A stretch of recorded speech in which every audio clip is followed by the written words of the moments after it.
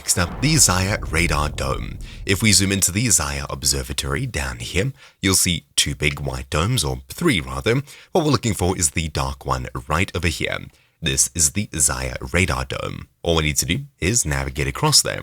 Do note that this area is very well protected, so you'll definitely need to bring a friend or some extra plates. The best way up here is following this road here, as that'll take us mostly around to where we need to be. You don't want to go on the other road, otherwise you'll have to fight your way through a lot of the observatory area. So I've entered it here. I'll head across to the right. This is the building that we're looking for, and just inside of it over here, you can see the radar building. Cool. The Zaya Radar Dome.